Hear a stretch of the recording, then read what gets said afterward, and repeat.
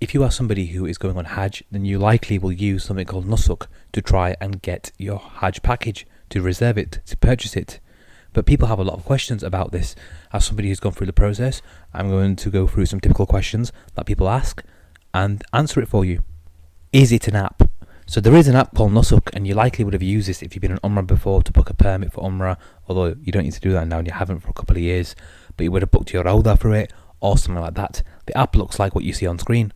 However, Nusuk Hajj is a website, and that website is also on screen too, and that link is in the description. So you sign up for that, and this is where you'll do everything, where you sign up for the Hajj, you put your information on, you will load up your Hajj fund, and you buy the package all within this website. So unless things change, you will be using the Hajj Nusuk website. You will not be using the app to book your Hajj. That is what you will use to book your Rauda. In regards to signing up and logging in, you simply register first of all, and when logging in, you get a one-time passcode sent to your email address after you type in your email and password, and this is what you will use every single time you want to log into Nusuk. When you have registered for Nusuk for the first time, it's going to ask you to upload a picture of your passport, a picture of yourself, and ask you to enter a bunch of details. This is critical. This is what you have to do as a first stage. At this point, a person will have many questions, so let's tackle them now.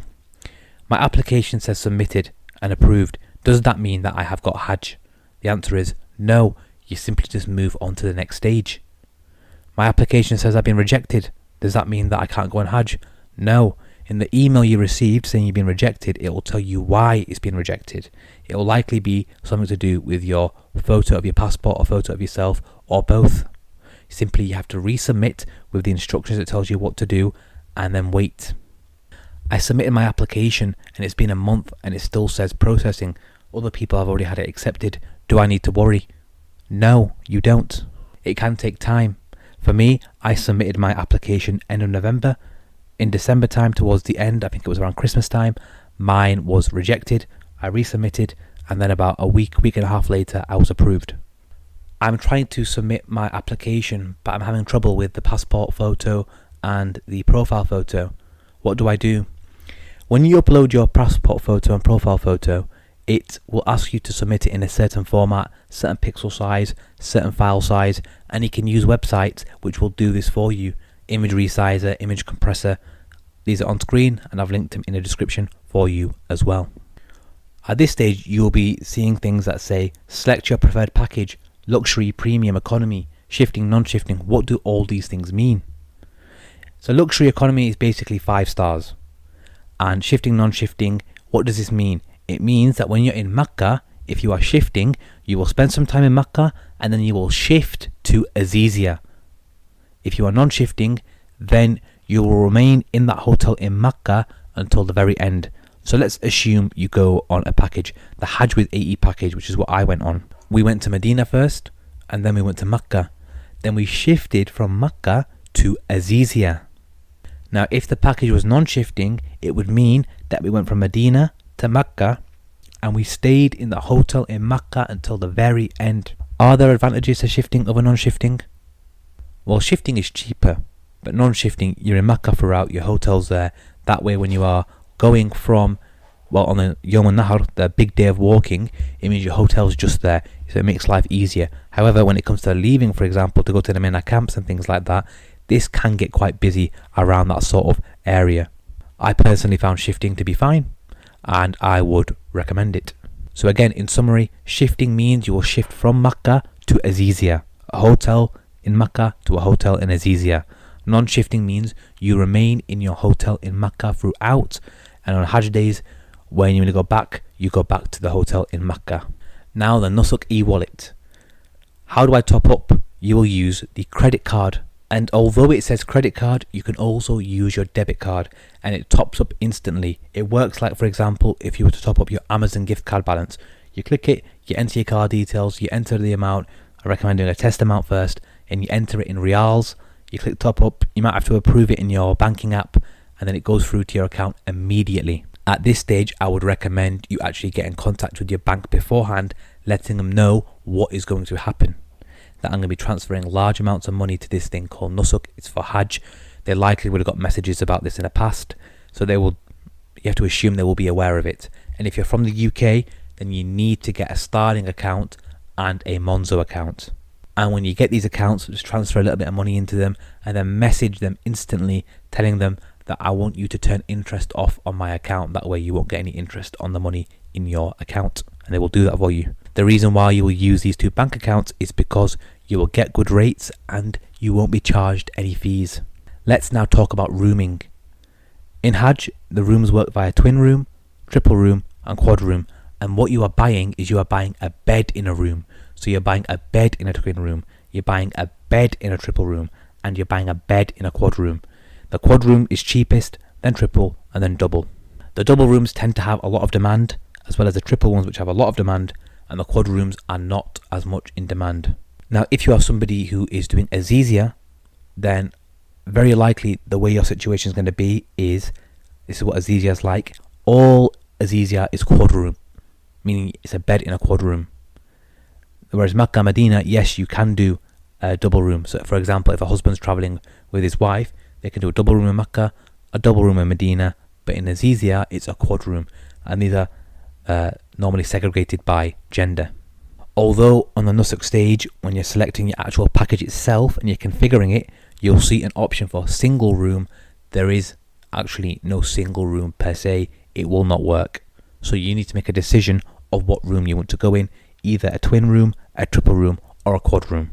I went with quad and I had no issue. On screen, you will see some videos of what these rooms tend to look like. Now mine was luxury shifting, by the way, so it's 5-star except for Azizia, which apparently was 1-star, but I don't know what that was. So now you have your application approved, you have topped up your e-wallet, you select your preferred package. Now you're actually going to configure the package you are actually going on. Closer towards the buy date, usually maybe around 2 weeks before, all the Hajj packages will be uploaded onto Nusuk. You will then find your Hajj package either via a direct link, via searching for it, or by typing in the code for the Hajj package. So for example, Hajj with AE, I think ours was A1400 AE UK or something along the lines of that.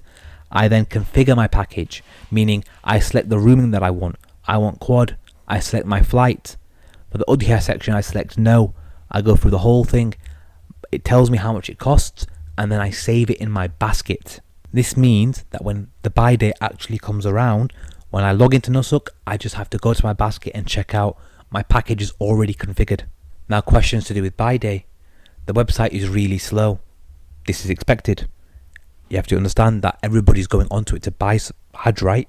Imagine something else, like you're trying to buy a certain game or a game console or something, and the website's crashing.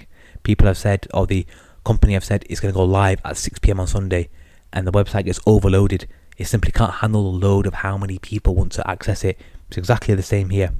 My one-time passcode won't come. It's been 5 minutes. This happened doing it for us, and the one-time passcode thing, inshallah, it changes for 2026 and it makes it easier, but it is an issue. I'm stuck on a processing screen. Should I refresh? If you manage to check out and it says processing, do not refresh your page. Simply just wait.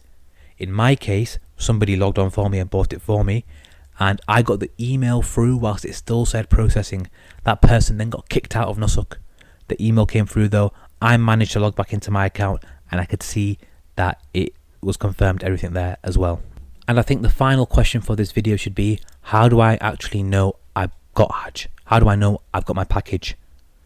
When you check out and it says processing, if you go to the next screen where it says processed, then that's a good sign. If you got the email coming through saying your booking is confirmed, there you go. And if you manage to go into my package or my itinerary and it says your package code and it's green next to it saying confirmed, alhamdulillah. If your e-wallet balance is like literally down to zero, or all your money is pretty much gone, you know you've got it. These are all signs. And I think that is enough for this video. There are more videos that I'll be making on Hajj, inshallah, that will help you. Now, if you are somebody who's looking to go on Hajj, then I fully recommend to start the prep now. For example, if you're looking to go on Hajj in 2026, make the preparation now. Tell your employer what's going to happen. Start saving your money for it. Get your Starling card, get your Monzo card. Start making a prep now. Understand that it's a difficult process to actually get the Hajj. That, you know, Sheikh Abu Isa, I went Hajj with AE, he calls it the Hajj before the Hajj, because Test your patience. Understand that the system you'll be using is temperamental. It isn't good. It will crash. There are issues. Once you mentally prepare yourself for that, then when it happens, you're not going to be left shocked. But inshallah, you have found this video useful.